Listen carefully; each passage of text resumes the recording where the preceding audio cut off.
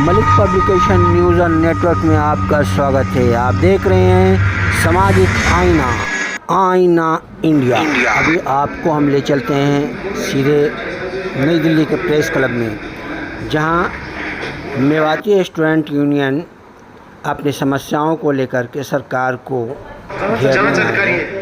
उनसे भी मेरे फोन पे भी, और जिसने एफआईआर दर्ज कराई है उसका नाम है सज्जन सिंह रावत, जिसने उनके खिलाफ मुकदमा दर्ज कराया। उसमें पुलिस सारे मुलजिमों को लगभग पकड़ लिया, 6 लोग पकड़े गए उसमें। आपके कहने का मतलब कि जो मॉब लिंचिंग हो रही है, चाहे गौ हत्या हो रहा है, वो हिंदू कर रहा है, लेकिन मॉब लिंचिंग में हिंदू की भी तो मॉब लिंचिंग हो रही है। आर्यन मिश्रा नाम का जो एक युवक मारा गया, उस पर कहा गया रोचकों ने कहा बात मुसलमान समझ के मारा गया, उनका इंटेंशन नहीं था। उसको मारा इसलिए गया कि वो मुसलमान था। उन्होंने बाद में फरीदाबाद को जो आर्यन मिश्रा मारा गया था उसको मुसलमान समझ के मारा गया था, क्योंकि हिंदू मुस्लिम की नफरत से ही बीजेपी को फायदा है। बीजेपी को इसी से माइलेज मिलती है और कोई मुद्दा नहीं इनके पास।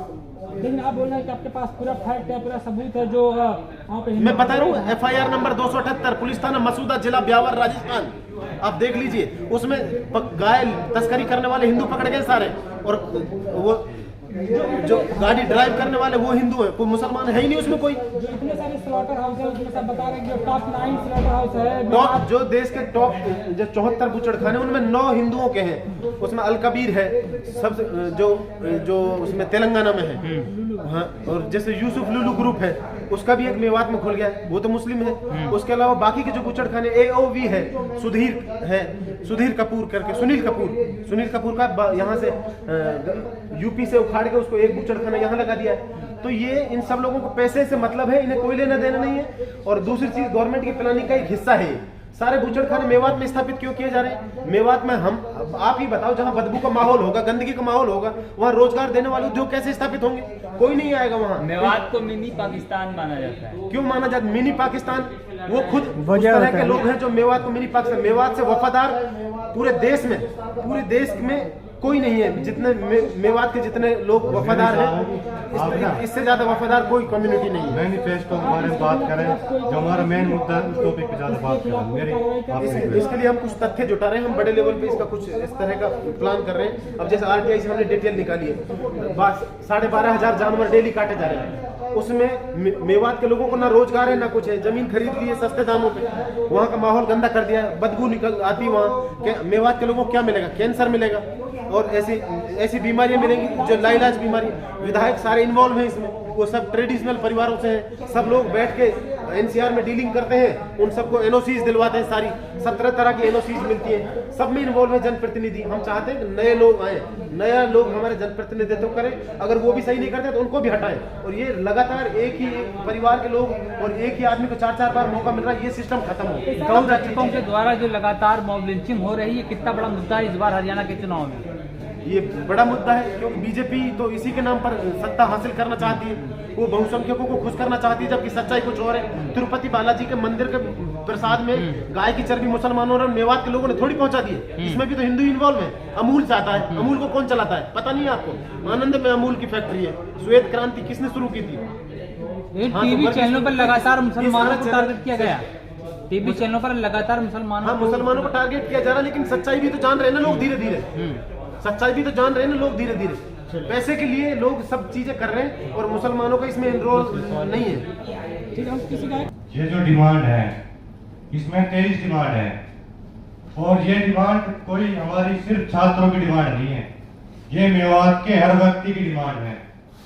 और ये जो अगर डिमांड 5 साल के अंदर जो भी विधायक जीतते हैं, हम किसी पार्टी का नाम नहीं लेते, कौन सी पार्टी का होगा, आप चाहे किसी सी पार्टी से हो, अगर ये डिमांड हमारी 5 साल के अंदर हुआ, जो आपके खिलाफ लड़ेंगे, चाहे हमें पैसे से मदद करनी पड़े, चाहे हमें लोग ले जाकर मदद करनी पड़े, हर तरीके से हम उन लोगों की मदद करेंगे। ऐसा भी नहीं है कि जबरदस्ती हमें किसी चुनाव लड़ाना है। अगर आप इन 23 मांगों को पूरा नहीं कर पाते हो तो हम आपको खत्म करने का काम करेंगे, आपको जायजा बना देंगे।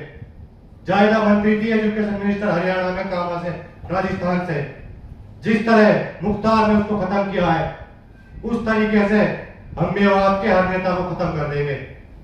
खत्म इन द सेंस, इसको गलत में मत देना, आपकी राजनीति खत्म कर देंगे। और राजनीति खत्म करना हमारी मजबूरी है। अब मैं आपके लिए ये 23 मुद्दे बता देता हूँ, उसके बाद हम आपको ये पैम्पलेट बांट देंगे, हिंदी में भी है, इंग्लिश में भी है, और मीडिया के साथियों को भी दे देंगे। मैं बहुत डीपली नहीं बताऊंगा, कोई भी चीज है बहुत शॉर्ट तरीके से बताऊंगा। सिर्फ पहली डिमांड है हमारी यूनिवर्सिटी। आप ये देख लो, हर जिले में यूनिवर्सिटी है हरियाणा में, ये पहली डिमांड है हमारी। लेकिन मेवात के अंदर कोई यूनिवर्सिटी नहीं है, तो ये हमें सबसे पहले यूनिवर्सिटी चाहिए। और जो कि पता है आपको, नीति आयोग की जो रिपोर्ट है उसके हिसाब से मेवात जो है, मेवात रीजन जो है वो सबसे पिछड़ा है। इलेक्शन हरियाणा में, उसकी वजह से हम हरियाणा की बात कर रहे हैं, लेकिन मेवात रीजन एक पूरा है, जो अलवर भी है, भरतपुर भी है, नूह भी है, पलवल भी है, उसमें फरीदाबाद के भी इलाके हैं, ये सारा एक मेवात रीजन बनता है। तो हमें यूनिवर्सिटी चाहिए। दूसरी डिमांड है हमारी 4 लाइन रोड, NH 248 है, इस पे हर साल 300 से 400 लोग मारे जाते हैं। आप में से यहाँ पे कोई भी मेवाती ऐसा नहीं होगा जिसके घर से या कोई रिश्तेदार या कहीं से इंसान नहीं मारा गया हो। बताओ अगर कोई एक इंसान हो। इन नेताओं को इतनी शर्म नहीं आई, इतने बेशरम और जाहिल हो गए हैं, इन्होंने 248 नहीं बनवाया। 10 साल कांग्रेस की सरकार रही थी, उन्होंने कुछ नहीं करा। 10 साल बीजेपी की सरकार रही थी, इन्होंने कुछ नहीं करा। लेकिन अब हम सड़क पर उतरेंगे अगर 5 साल में डिमांड पूरी नहीं होती है। और हमें इतना पीछे नहीं रहना कि सिर्फ ये 248 ये चाहिए, ये चाहिए। इसके अलावा भाई नूह से पलवल तक जो है ये भी हमें 4 लाइन चाहिए, और नूह से होडल तक है ये भी 4 लाइन चाहिए। नगीना पे सीधीजारा भड़कनी वाले लोग जो है फिरोजपुर झिरका होकर जाते हैं, इतना लंबा।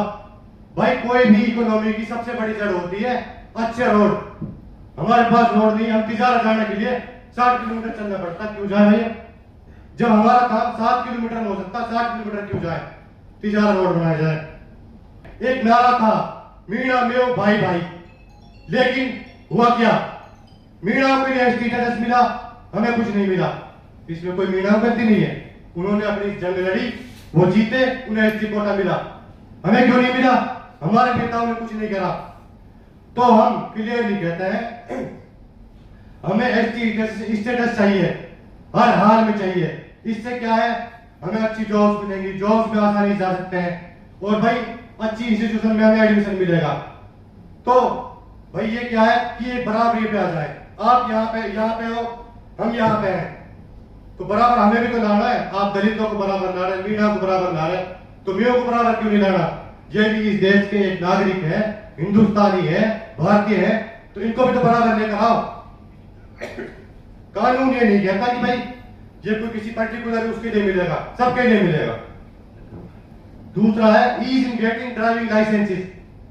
जो लाइसेंस है, ये नॉर्मल लाइसेंस की बात नहीं कर रहा मैं। मेवात में जो एक बहुत बड़ा तबका है वो बड़ी गाड़ियां चलाता है।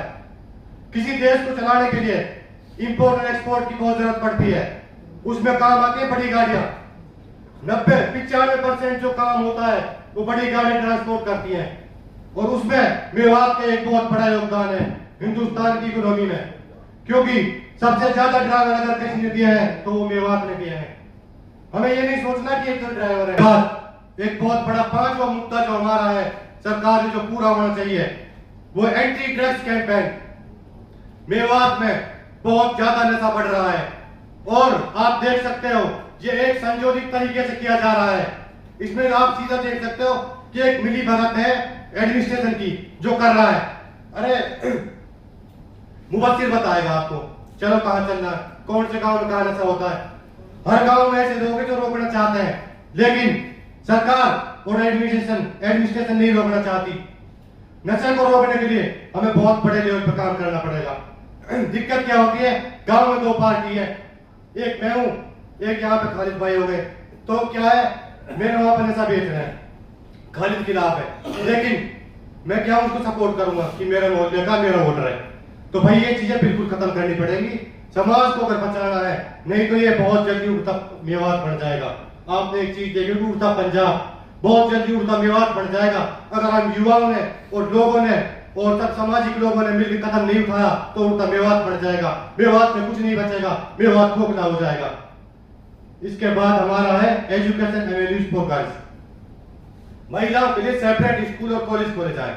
हमारा वहां पे क्या है, मैं अपनी पर्सनली भी बता दूं, कोई भी इंसान लड़कों के साथ नहीं पढ़ाना चाहता आसानी से। ये हमारा इंडिया का कल्चर है थोड़ा सा, इसीलिए एजुकेशन से जो रेशियो है महिलाओं का कम है पूरा इंडिया में, ऐसे नहीं सिर्फ मेवात में। मेवात में लड़कों का करीब 68% हो सकता है, मेरी 2% गलत हो, लड़कियों का 33% है। उसकी वजह यह है कि मेव चाहते हैं, मेव जो कम्युनिटी है वो पढ़ाना चाहता है लड़कों सेपरेट स्कूल में, वो हमारे पास है ही नहीं। भाई आप केरला मॉडल को क्यों नहीं करते लागू, ज्यादा से ज्यादा सेपरेट स्कूल खोले जाए, सेपरेट कॉलेज खोले जाए। इसके बाद है डेवलपमेंट ऑफ तिजारा रोड, ये इसमें पूरा हो गया था लेकिन मैंने अलग से लिख दिया था। तो ये बहुत जरूरी है कि जो राजस्थान की जो मेवात है और हरियाणा में जो मेवात है, हालांकि हम इसको अलग नहीं मानते, मेवात है चाहे कहीं भी है, तो इसको कनेक्ट करने के लिए हम बहुत ज्यादा क्या है कि हम अगर 7 किलोमीटर होता तो हमारा रोजाना जाते हैं, लेकिन 7 किलोमीटर चलना पड़ता। अभी आप सुन रहे थे मेवाती स्टूडेंट यूनियन की प्रेस वार्ता। हम फिर मिलेंगे एक नए कार्यक्रम के साथ, जब तक के लिए आईना इंडिया को इजाज़त दें। धन्यवाद।